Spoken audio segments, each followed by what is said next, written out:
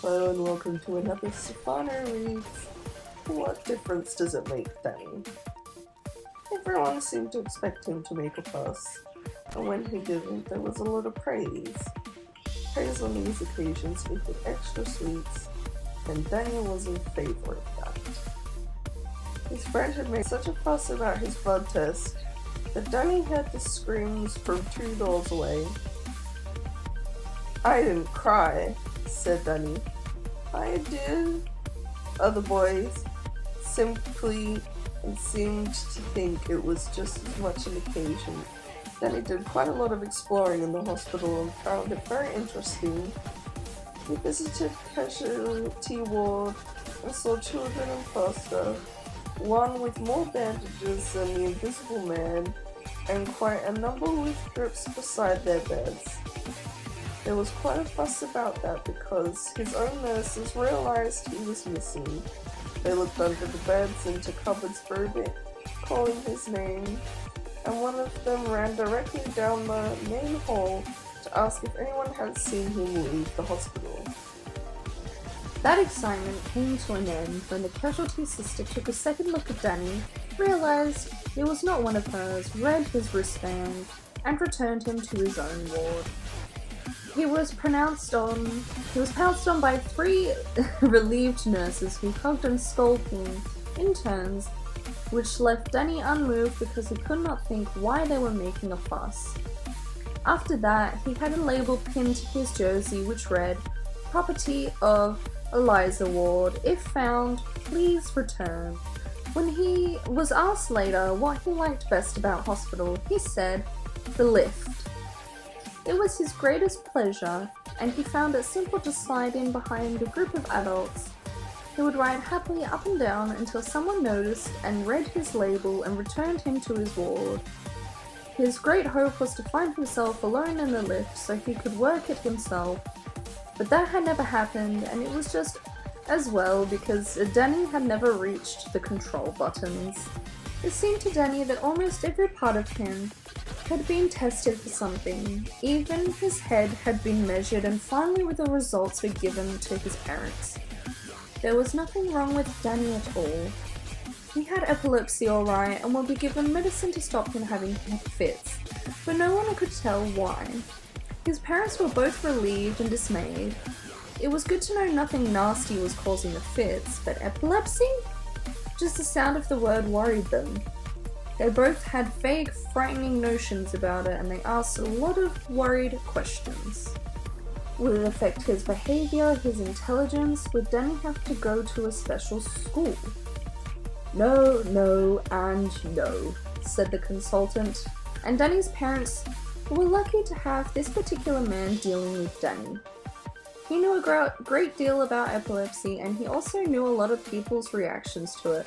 He was aware of how many strange ideas there are about this condition, and he answered questions they hadn't even liked to ask. He advised them to read all they could about epilepsy. "It's a fascinating subject," he said. "There are more myths and superstitions surrounding epilepsy than any other condition I can think of.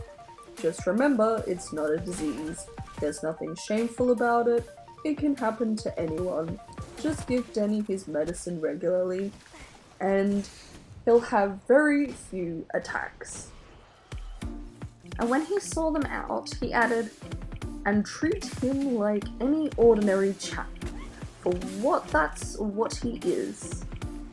Except he's a bit more of a character than most. We're going to miss him around here."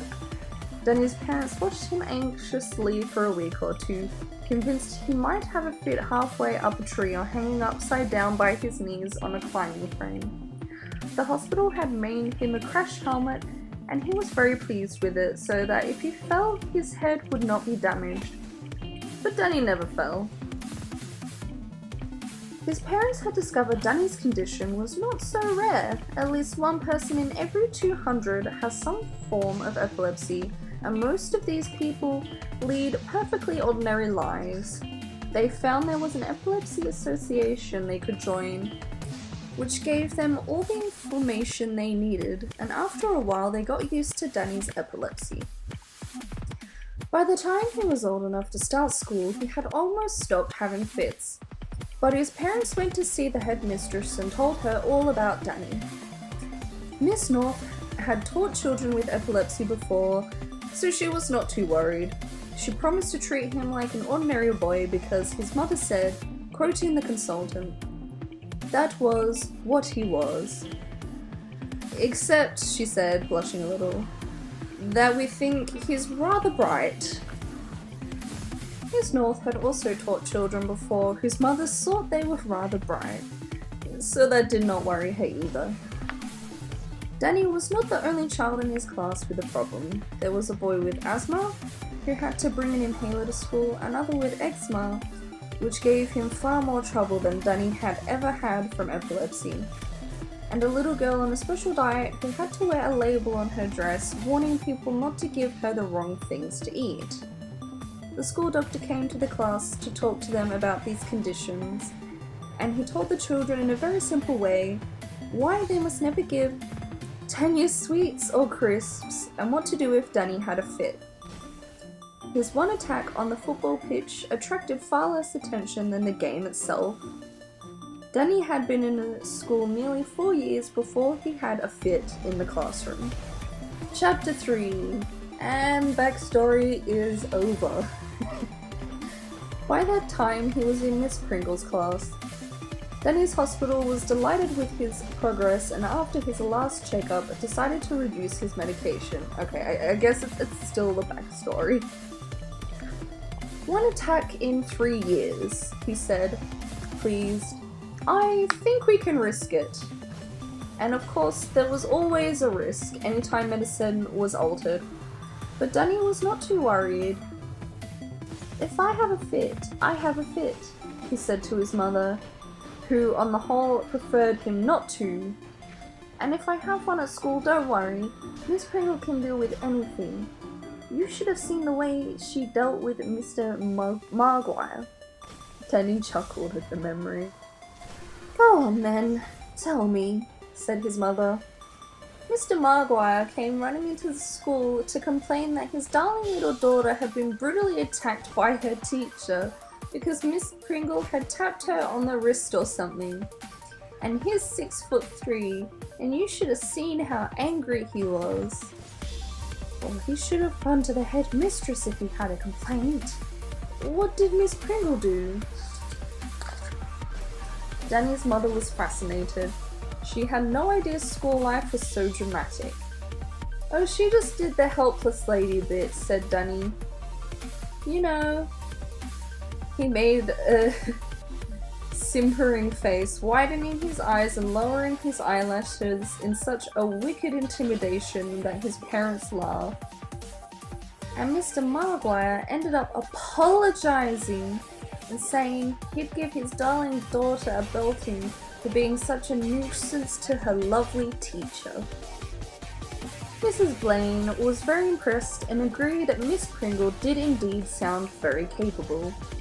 Danny put his teacher to the test just 2 days later. It was during the sum test that he began to feel very strange.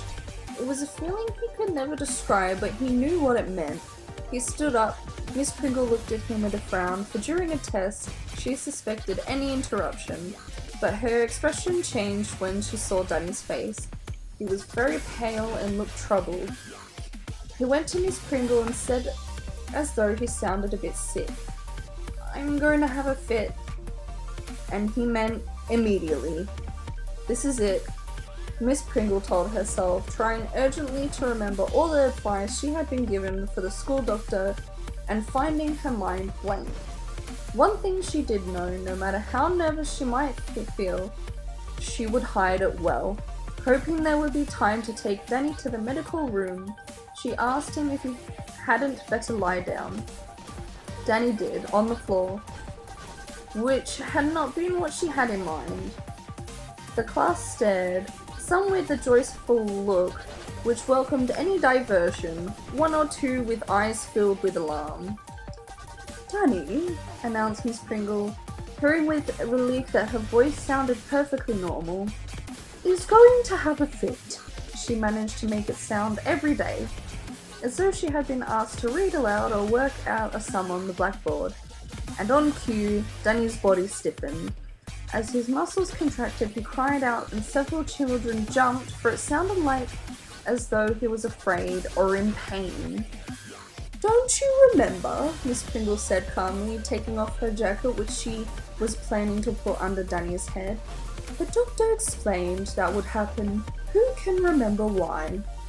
She was grateful for Stephen Craig, who never could resist showing he knew the answer to a question and always did know. "Air being pushed through the voice box, miss," he answered promptly. "Very good, Stephen," said Miss Pringle. Danny was rigid. "He's dead, miss!" cried Tracy in a voice trembling on the brink of panic. "Nonsense, Tracy," said Miss Pringle, and welcomed the automatic snigger which ran around the class when anyone was snubbed. But she knelt beside Danny and unobtrusively felt his pulse. He was still for less than a minute and suddenly began to jerk. "Thought you said he was dead, Tracy," muttered the girl next to her. Miss Pringle quickly slipped her soft folded jacket under Danny's head. His arms, his legs, his whole body shook convulsively, and his head banged harmlessly on the makeshift pillow. The children were on their feet now, but interested, not panicking. Miss Pringle could see there was no point in expecting them to ignore such an event, particularly during a sum test, so she decided to treat it like a lesson. "Now we are finally seeing a fit," she said, straightening up and walking casually away from Danny. "Can anyone remember what this kind of attack is called?" And of course, Stephen knew. He waved his hand. "Grand mal, miss!" "Right," she said. "And we are going to let Danny get on with it." She glanced at her wristwatch and saw that 3 minutes had passed since the beginning of the fit. Only if it lasted more than 5 would she need to summon help. "Miss, he's choking, miss!" cried Tracy. "He is not choking, Tracy," said Miss Pringle firmly. "It sounds as if he is choking, but he is not." The children were reassured. If Miss Pringle said he wasn't choking, he wasn't. It seemed to the teacher that Danny's spasms were less severe now. With a lightening of the heart, she realized the fit was coming to an end. But he had just one more shock for her. As the jerking ceased, Danny became very limp. There was no sign of breathing. Resisting the impulse to rush to his side, Miss Pringle walked casually over to him and suddenly remembered with relief that she had been warned to expect this too. She saw a faint tinge of blue around Danny's mouth, for he had been deprived of oxygen during the attack, but already this was fading. She turned him gently on his side and relaxed as she saw his breathing return to normal.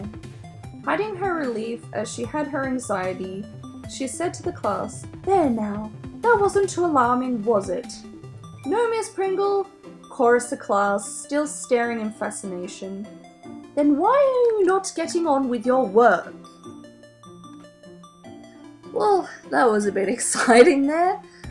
Hopefully you enjoyed this episode of What Difference Does It Make, Danny?